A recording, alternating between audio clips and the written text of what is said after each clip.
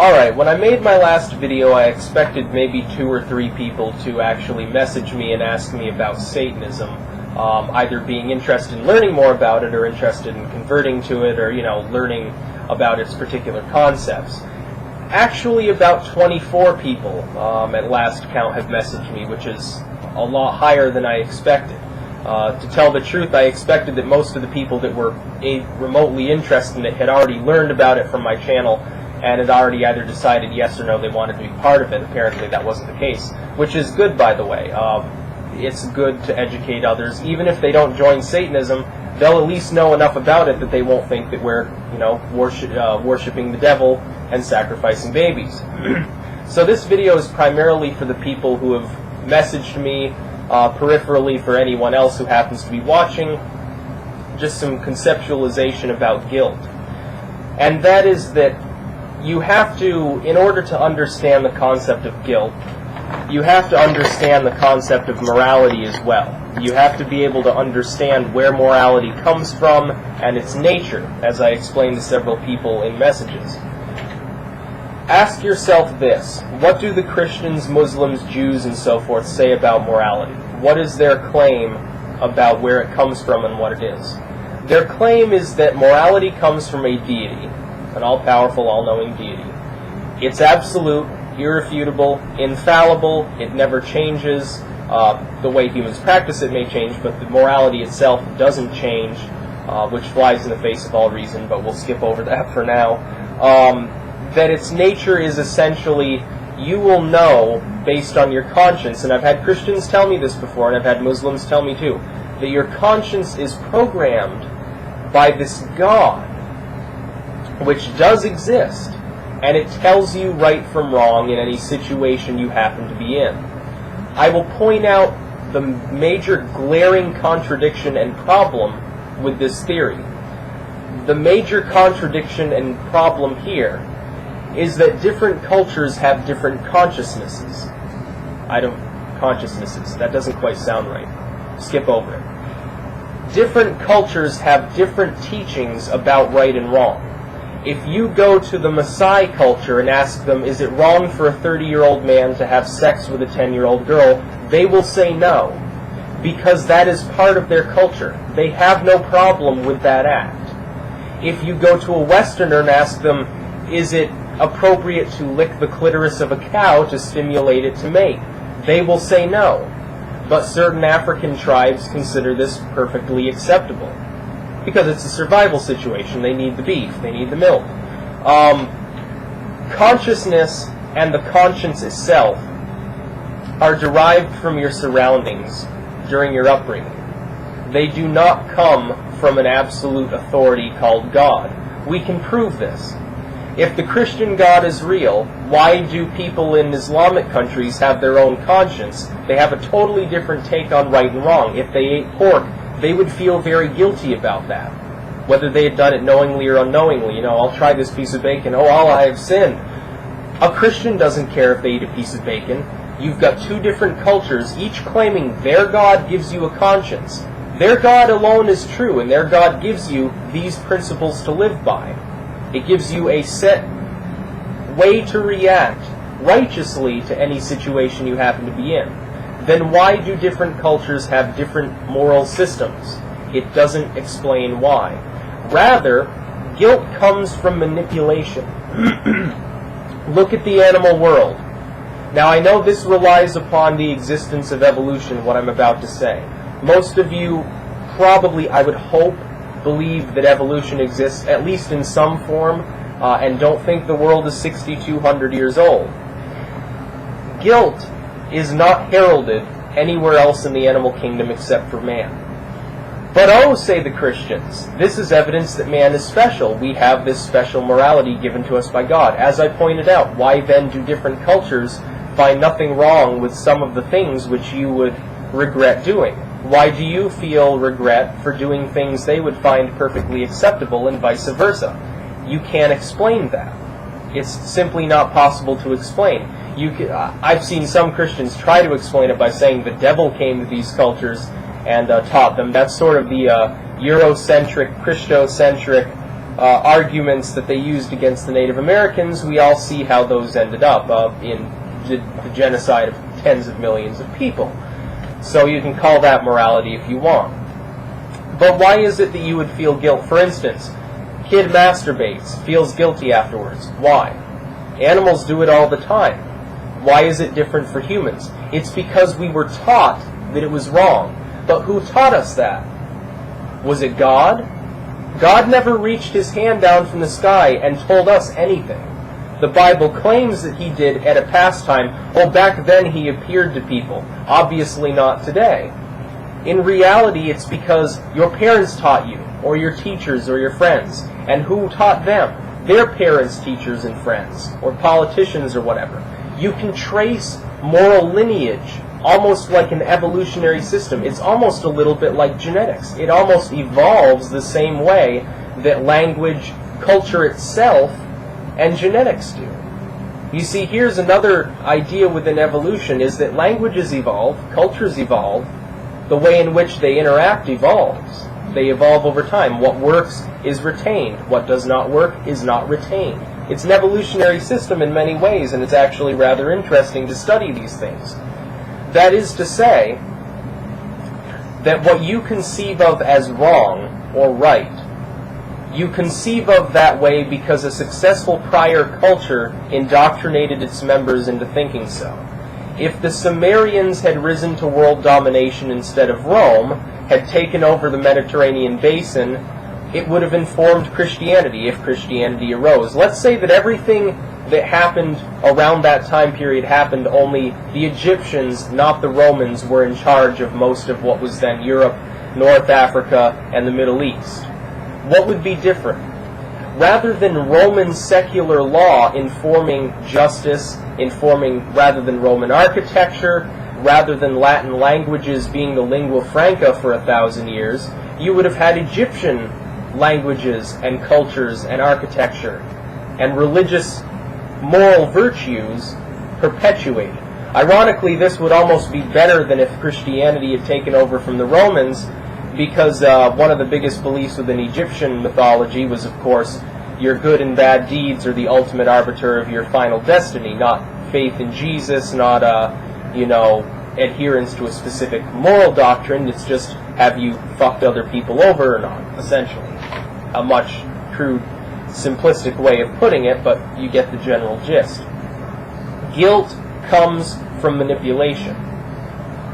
The reason you feel guilty for doing what you've been taught is wrong is not because of absolute morality. It's because of subjective morality. It's a way to control the population. It was used successfully by religion. It's used successfully by governments.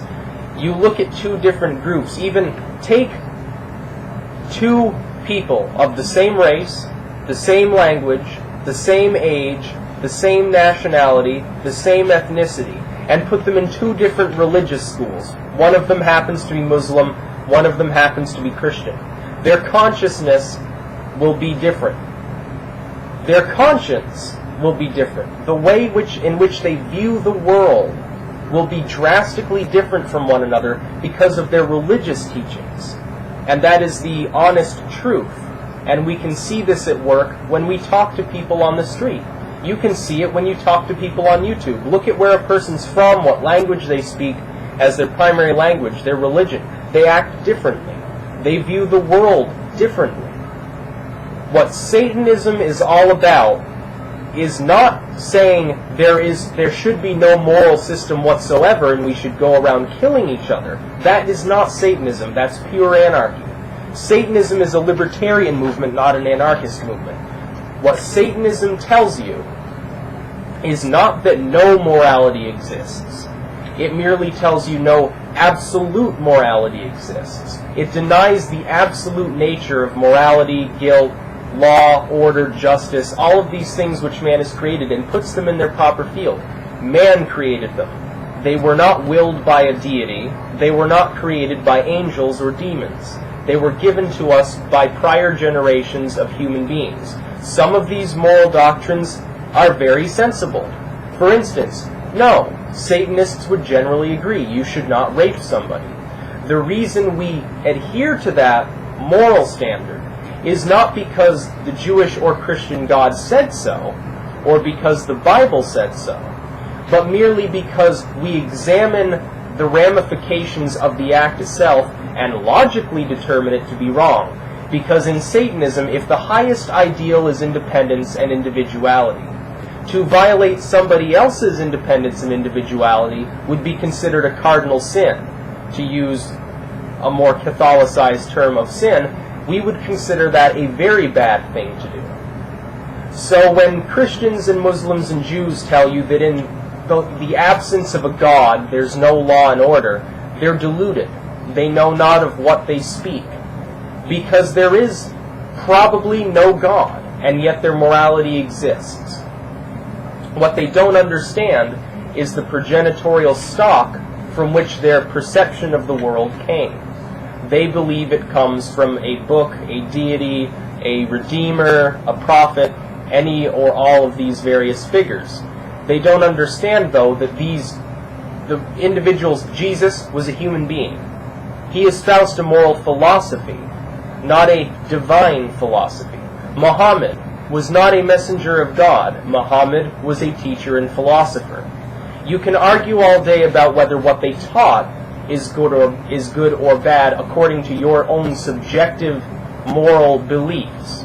You cannot say, for instance, I don't say Jesus was evil.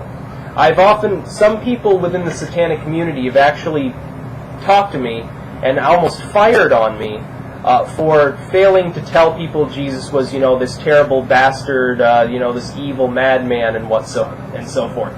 I don't look at things in terms of good and evil on an absolute basis. If I said Jesus was evil, that's my opinion.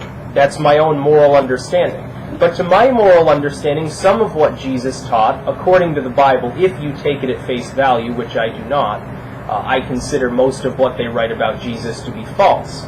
Assuming that this Jesus figure is, as the Gospels proclaim, this teacher with all of these ideas, some of his ideas make sense in either a literalistic or metaphorical way. The same could be said about Muhammad, because even though he objectified women and violated most of his own laws during his lifetime, some of his teachings still made sense. You see, there will be a diamond in every turd when you look through a religion. You will find some things within any religious group which do make sense.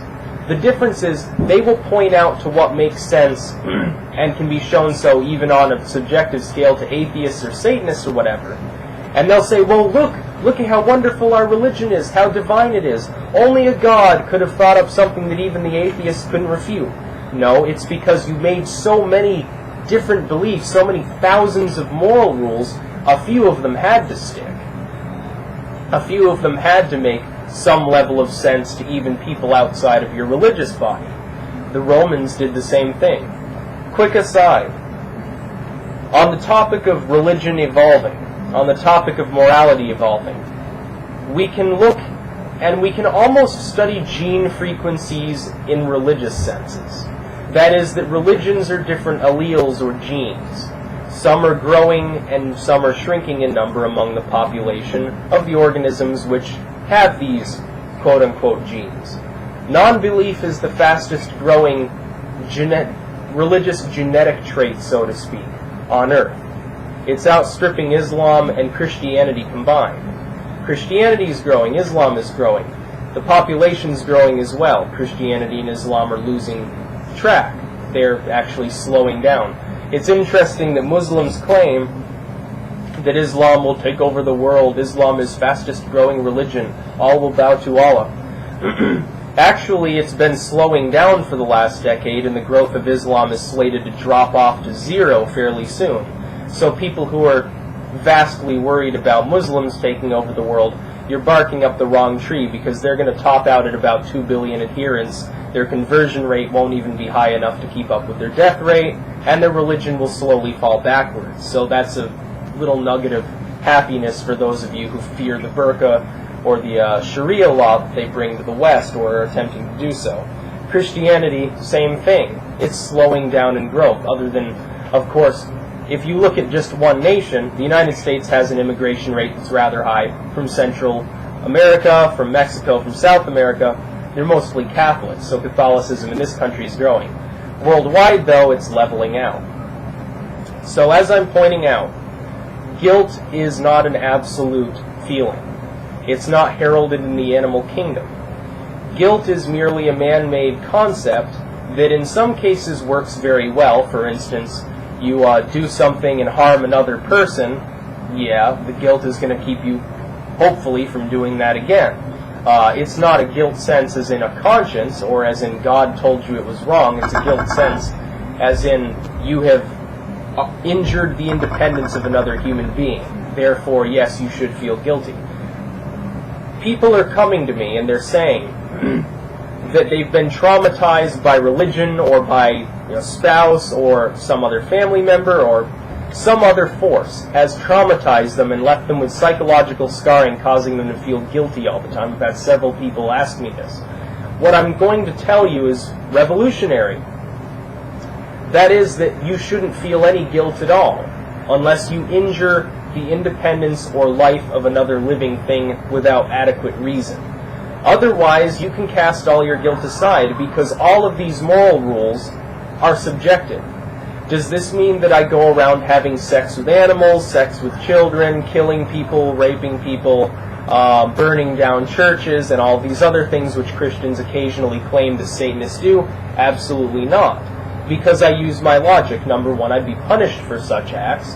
Number two, they violate the independence of other sentient beings. So I consider them, as part of my morality, which is just for me and is subjective, wrong. Although there are people who disagree within even the satanic community, and you can ask two different Satanists and you'll get two different answers on most issues that you ask them about. Guilt does not come from God.